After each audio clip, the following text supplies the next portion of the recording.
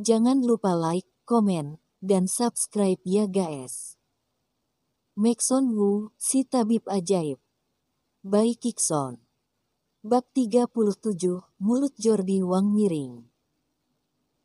Maxon Wu sangat puas, mulai sekarang adiknya sekolah atau dia keluar jauh lebih nyaman, sedangkan nanti Gary adalah supir keluarganya. Dia akhirnya mengendarai Maybach itu, tiba di sekolah menjemput Nelly. Begitu dia pergi, Gary dengan marah kembali ke rumah, lalu melihat Reiki di sekujur tubuh Julius Huang bergetar, tak disangka menembus.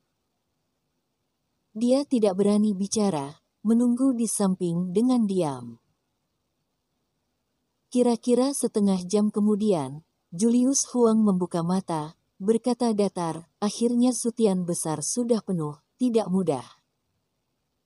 Gary gembira, selamat guru. Lalu berkata, guru, Maxon Wu tak disangka menyuruhku menjadi supirnya. Wajah Julius Huang murung, kenapa, kamu tidak bisa menyetir? Gary tertegun, aku bisa. Gary, kamu harus menghormati bos sama seperti menghormati guru, mengerti tidak? Suaranya galak, dia tidak pernah segalak ini. Gary terkejut, guru, tapi... Tidak ada tapi. Mulai sekarang, dia adalah bos kita. Dia berkata-kata perkata, bila kamu merasa sedih, kamu bisa pergi sekarang. Tapi kamu bukan lagi muridku. Gary terkejut, bergegas berkata, guru, aku salah, aku menuruti Anda. Julius Huang baru merasa puas. Gary, kamu ingat, bos tidak dapat ditebak, kita urus urusan untuknya dengan baik, dia tidak akan berlaku buruk pada kita. Maxon Wu mengendarai Maybach, datang ke SMA 11. Sekarang masih belum pulang sekolah, di pintu berhenti tidak sedikit mobil, semuanya menunggu murid pulang sekolah. Di sana ada Maybach, mobil punya siapa? Kabupaten Mingyang adalah sebuah tempat kecil, orang yang dapat mengendarai mobil senilai 2 juta RMB lebih seperti ini tidak banyak, juga hanya puluhan mobil, tidak bisa dihindari menarik perhatian. Maxon Wu turun dari mobil, tiba di gerbang menunggu. Saat ini, Jordi Wang suami istri yang terakhir kali mempermalukan Nelly Wang muncul, keadaan keduanya tidak terlalu baik, terutama Jordi Wang, tidak tahu kenapa, tiba-tiba mengidap penyakit mulut dan matanya miring.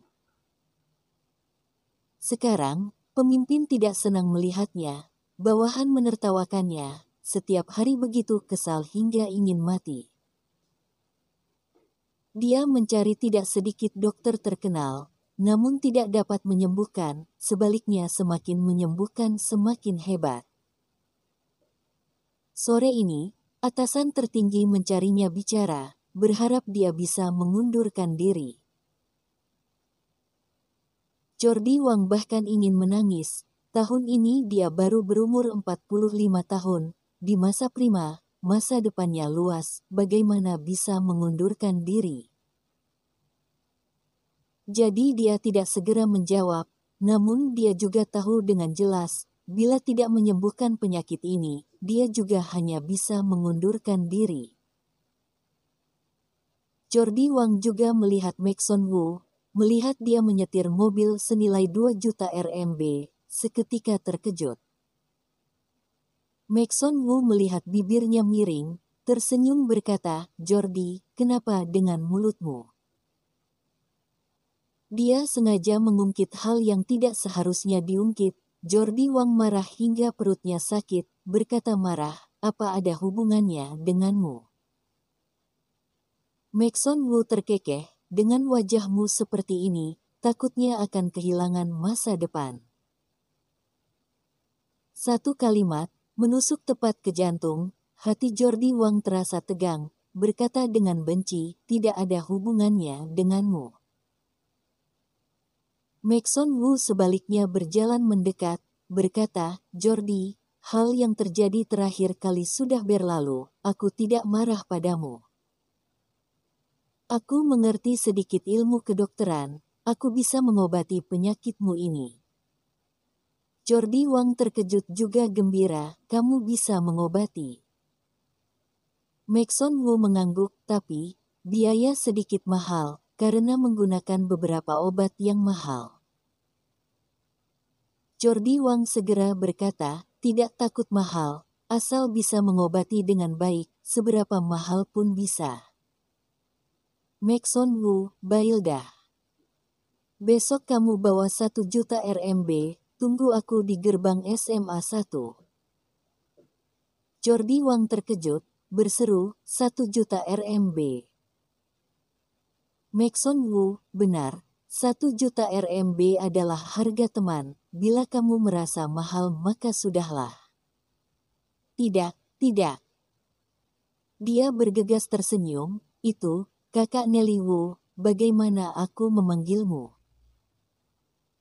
Terakhir kali bukankah sudah dikatakan, aku bernama Maxon Wu. Dia berkata datar, saudara Maxon Wu, kamu lihat apakah bisa murah sedikit. 1 juta RMB sungguh terlalu banyak, bila menggabungkan uang yang dia kumpulkan beberapa tahun ini, juga hanya 1 juta RMB lebih. Maxon Wu mengangguk, bisa, aku bisa mengurangi jumlah obat, namun hasil pengobatan takutnya juga harus dikurangi. Jordi Wang hampir menangis, saudara Wu, tidak bisa mengurangi obat itu. 1 juta RMB maka 1 juta RMB, tapi apa sungguh ada hasil? Maxon Wu berkata serius, kita semua adalah wali murid, apa aku bisa menipumu? Langsung memiliki efek di tempat, bila tidak ada hasil, kamu tidak perlu memberi sepeser pun. Jordi Wang menggertakkan gigi, baik. Besok saat mengantarkan anak, kita bertemu di sini. Dengan cepat, Nelly Wu pulang sekolah, dia berlari kecil mendekat Kak. Maxon Wu menepuk-nepuk kepalanya, berkata, ayo pergi, pulang. Cross Wang, teman sekolah yang ada tidak jauh di belakangnya melihat Nelly Wu masuk ke dalam sebuah Maybach, dia tertegun sesaat. Keluarganya lebih kaya, memiliki aset keluarga puluhan juta RMB, jadi walaupun nilai Nelly Wu baik, juga tidak begitu dipandang. Bukankah keluarganya sangat miskin? Dia mengernyit, namun dipanggil oleh ibunya yang menjemputnya. Cross, kamu sedang bengong apa? Cepat naik ke mobil. Cross Wang berkata, Ibu, apa keluarga Wu ini sangat kaya? Mobil yang mereka pakai lebih baik dari keluarga kita. Ibu Ros Wang adalah ibu rumah tangga, namun juga sering membantu suaminya dalam bisnis bahan bangunan. Dia melirik sebentar berkata, tidak tahu. Untuk apa kamu mencari tahu tentang mereka? Tidak ada hubungannya dengan kita. Ada hubungannya.